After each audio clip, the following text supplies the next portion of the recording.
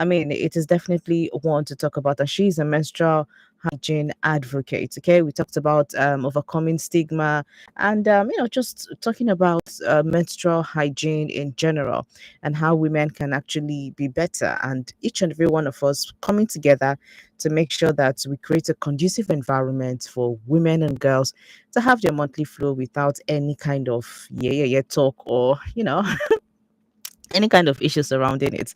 Okay, so that's what we did last week. So for this week with Coach Kalisha Emmanuel, menstrual hygiene advocate, we're looking at something really important, policy frameworks. We're looking at community efforts, coming together of communities just to make sure that we get to have a good environment where women and girls can thrive even during their menstrual period. All right, let's get to meet Coach Kalisha today. Hi, Coach Kalisha, how are you today? Good evening. Hi, Rose. Good evening. How was your day? Hope you're good. Yeah, I'm good. I'm okay. My day has been going on well. How are you too?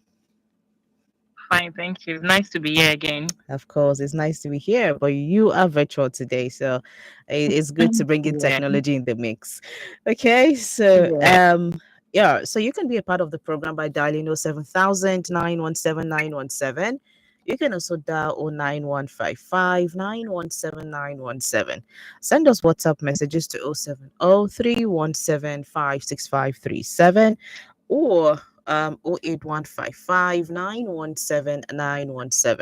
Those are the numbers to get in touch with us and get to ask any questions as regards menstrual hygiene, as regards how you can join hands together to make the environment or communities conducive enough, safe enough for women and girls to have their periods without any form of stigma, without any form of side talks or pushing them aside or making them feel like no, you're unclean, you can't come close to me, and all of those so many issues that come with menstruation. All right, Coach Kalisha. Now, over Yeah. time, as a menstrual hygiene advocate, over time, do you think that we have policies in place as regards, menstrual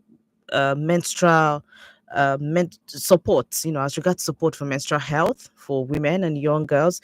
Do you think that there is that in Nigeria? Because we know that in some other countries they are there and Yeah.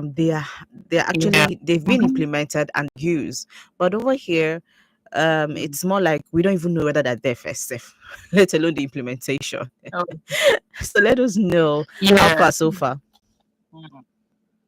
So just like you said, in some countries they have implemented policies like this. Mm, And even in Nigeria, we have policies like this. Our government has initiated programs aimed at making sanitary products more affordable. affordable and Mm, accessible. yeah. But just like you said again, the big question is, are these policies visible? Mm, Are they being implied? Because over time, we know how we started to buy our pad, and you can imagine the prices of the pads that we have now. So I'm not even seeing the visibility of all of these tax, mm. policies on it here. Okay, so it's like we said, the policies are there, but then are we implementing it? Are we Mm, following it up to see that these policies are actually taking effect? Because I mean, in some countries, they have tax-free sanitary products, which will make it cheaper. mm, Some have free distribution programs. Some have yeah, inclusive, education. But when you come over here, it's more like to a very large extent. It's maybe when we're hearing, oh, the specific day for menstrual hygiene. That's when you see maybe a lot of government agencies are coming together to distribute pads here to do something. After that, it's just zero. You don't hear anything except maybe when the Ministry of Women Affairs now decides to come up with a program like this, and then you get to see a lot of yeah. effort. So beyond that, you hardly hear of any government pursuits as regards this. All you get to hear is maybe private organizations coming up, Yeah. like Yef Wash coming up to see that, okay, well, let's bridge this gap, let's bring a lot of people together, let's bridge this gap, let's make sure that we try to make this as accessible to the sanitary Yeah. products accessible to women and girls, and all of that. So a lot of work needs to be done. A lot of work needs to be done because, like you mentioned, government has initiated programs for affordable sanitary products or menstrual health, education. But are these programs getting to where they're supposed to get to? Are they even Mm. taking effect? Because we know that last Kalisha, corruption there everywhere, Abby. Yeah, I Corruption there understand everywhere. you.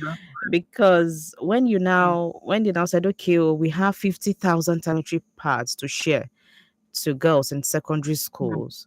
And then before those 50,000 parts get to the girls, it go maybe remain like Mm. 100,000, or you go remember like one, you go remember like 150, Yeah, because the other and ones at are, the end of the day, the girls don't get. they don't Yeah. get, they don't get, just few we get, and those few that we get, to publicize it and make it look like, oh Mm. yes, a lot of schools got. Meanwhile, it's just few schools that got those pads, and few girls that were Yeah. able to access those pads. So yeah, we need to do a lot more better when it comes to implementation, especially in the side of the country.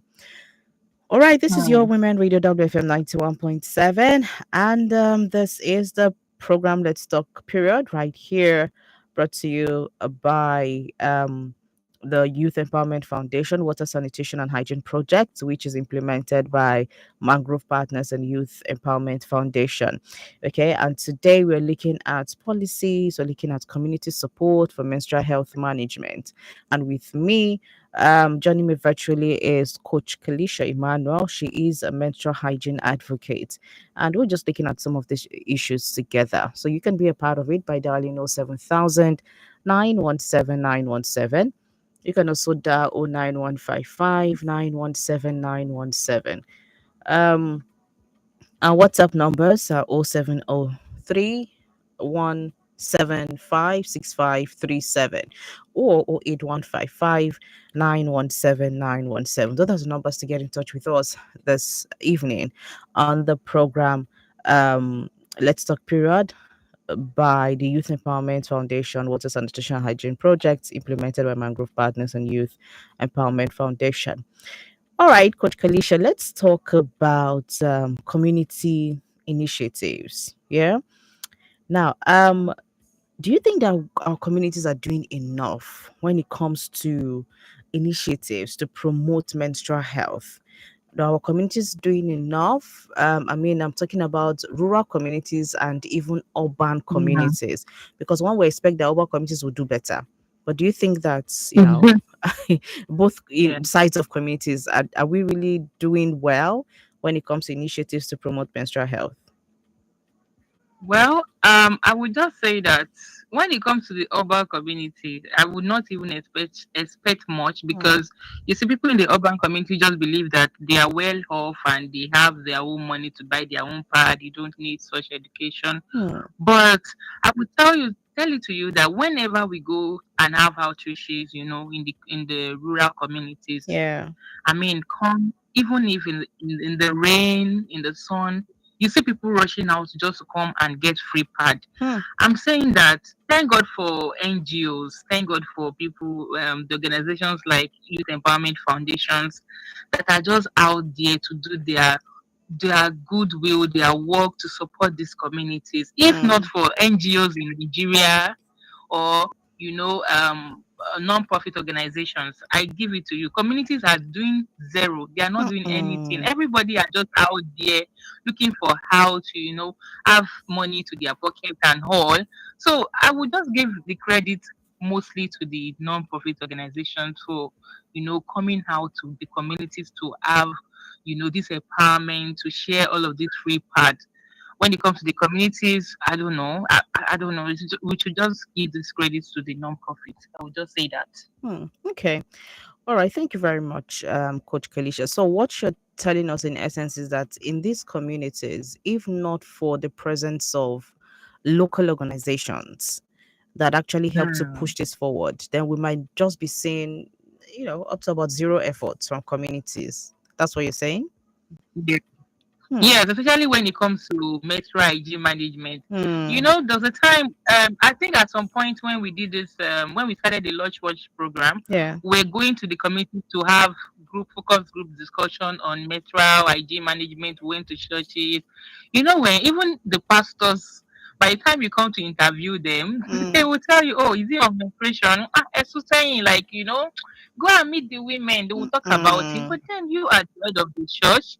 You are the head of the community. You are yeah, supposed to, not make this scene a gender based, something. I don't know. So I'm just saying that I think it's high time we just come together as community to make sure that this topic should be taught at every point, even in church, in the local areas, in school, everywhere. It's yeah. not supposed to be a gender based, like we always say. Yes, understand. All right, thank you very much, Coach Kalisha. Definitely. So we have, so now, community leaders. How would you want them to act, or react to the issues of menstrual hygiene? Because, like you said, it's high time we all come together. So how would you want us to, act or react when it comes to menstrual hygiene, especially for community leaders? Okay, so for community leaders, I feel like they should also put in effort to make sure that if the government cannot, come in to help.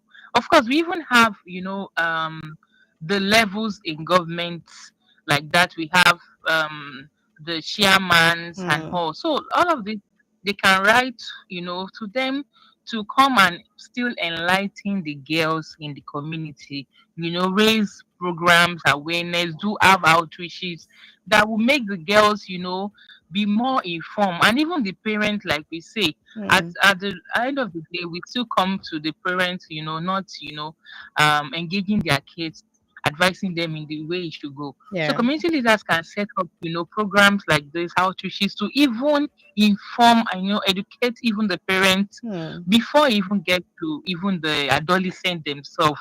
So community leaders can put in more efforts, Yeah. for engagement and promotion, awareness and support, Hmm. from the government. Okay. All right. Thank Yeah. you very much, Coach Kalisha, for telling us how community leaders can actually come together to make sure that this is done better. Okay. Community leaders, even when you have local organizations within those communities, the community leaders should not just push, this things aside and say, oh, consign us, nah, woman thing. Instead, be a part of it, help to distribute the product, help to facilitate conversations, help to challenge the stigmas that happen around your communities, because you as a community leader should, to a very large extent know better. Yeah, you should know better. Yeah. Okay. This is your Women Radio WFM 91.7. This is Nigeria's first radio station for women and their families. My name is Rose, and I've got Coach Kalisha Emmanuel with me this evening on the program Let's Talk Period. Um, Brought to you by the Youth Empowerment Foundation, Water, Sanitation and Hygiene. That's Yef Wash Project right here on Women Radio. And the program is implemented by Mangrove Partners and Youth Empowerment Foundation.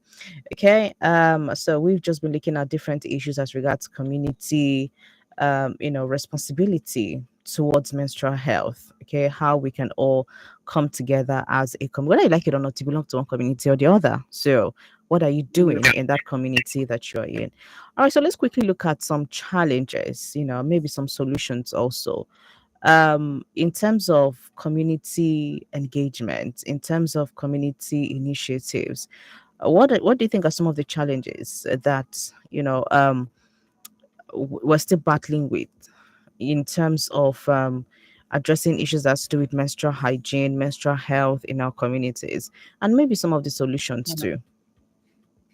Okay, so we have the limited access to sanitary products, Mm-hmm. you know, and we still have this stigma is just an underlying word. We have the stigma and lack of education, you know, Mm. in the community.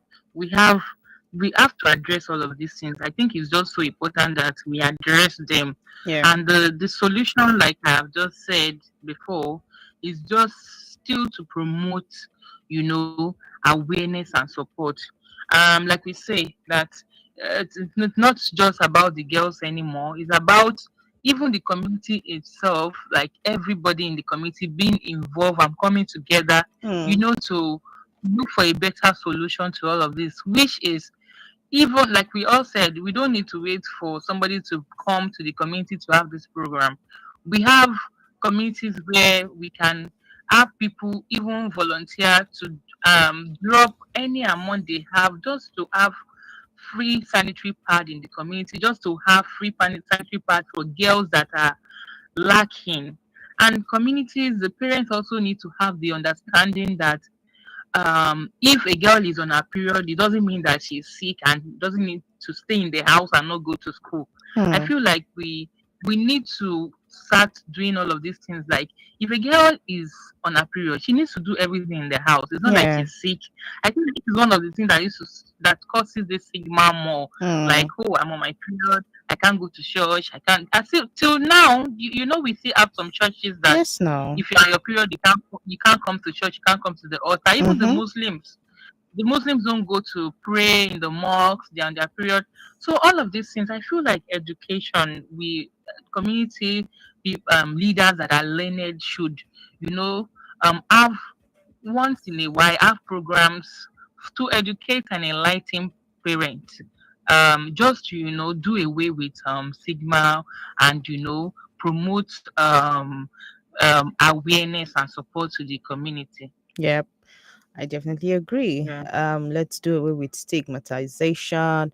Let's do Mm, away with, a lot of talks or a lot of way we get to act that will just make a woman or a young girl feel very uncomfortable around people when yeah. she is on her period. All right. So we've talked about increased funding, advocacy, community engagement, all of this. We've actually talked about and collaborations too. I think that's something that we actually need to look at. Collaborations between government and even these Mm, organizations such as Yef Wash organizations like yes. this crucial because it's most times it's through these organizations that government get to have their work done. So if government can collaborate with these organizations that will get to the nook and crannies of communities, I think it will go a long way. Okay, so this is definitely essential for a sustainable change. All right, so before we go, Coach Kalisha, what would be your call to action to all community leaders, to all of us who belong to one community or the other? Okay, so before I even talk on that, I Hmm. wanted to add to the Okay. collaboration. Hmm. I feel like even pad manufacturing companies, Mm-hmm. I feel should be beyond selling the market and getting the money. Part manufacturing companies can even collaborate with non-profits to make it Organizations, yeah. easier for them to be able to have more pads to share to the Hmm. community. So not just the government alone, because if we are waiting for the government, we wait forever. So oftentimes, I know that these non-profits use their own personal money to get all of these things to share to the community. So pad manufacturing companies also can do well to make things easy, and collaborate and partner to make the pad more free to the community. You Okay. understand? Yep. So yeah. So the call to action is, well, this also should be for the listeners. Mm-hmm. Even the listeners, as you listen to us on the radio, you can also be an advocate for change in the community. You can be Yeah. an advocate for policy changes by, contacting your representative in the community, telling them about what you have heard in the radio station, and then implementing it even in your own community, just to Mm. make the world a better place. I feel like listeners also can contribute, to all of these things. Of course, definitely. Yeah. All right, and even in communities, you can get to, invite a policymaker to discuss on legislations that concern order that Mm, support menstrual equity, explore impact of taxation on menstrual products, and then the role of mm, education and increasing awareness. These are some of the things that communities can actually come together to do. look for innovative ways that these initiatives and solutions can actually work. Invite people from state and federal level to actually discuss this issue. So community leaders have lots of work to do, on Mm. this. All right, so this is where we'll call it a day. Thank you so much, Coach Kalisha, for being a part of the program today. We do appreciate all of your insights this evening. Thank you. You're welcome. All right, do also have a great evening and enjoy the weekend. Okay, bye. Okay. So that's it coming from me right here on Women Radio. Thank you for tuning in and listening to Let's Talk Period. Together, let's put at the back of our mind that together we can create a supportive environment for menstrual health.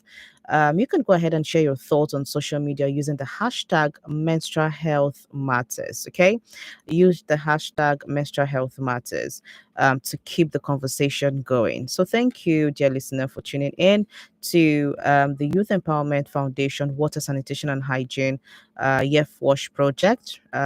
Right here on Women Radio, which is implemented by the Mangrove Partners and Youth Empowerment Foundation. Until next time, next week, Thursday, God's willing, we'll be here. My name is Rose Yusuf Kaiser.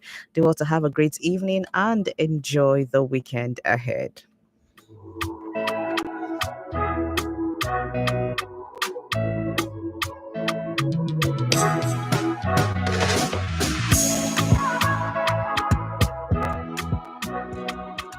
Purchase your track today.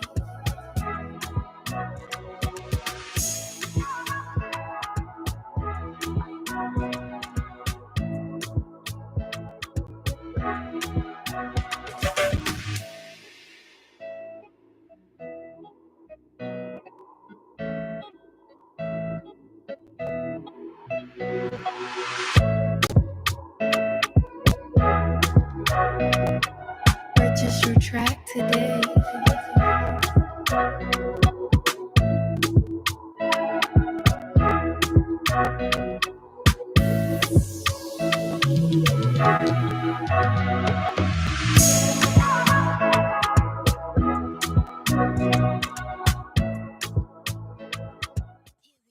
Three, two, one.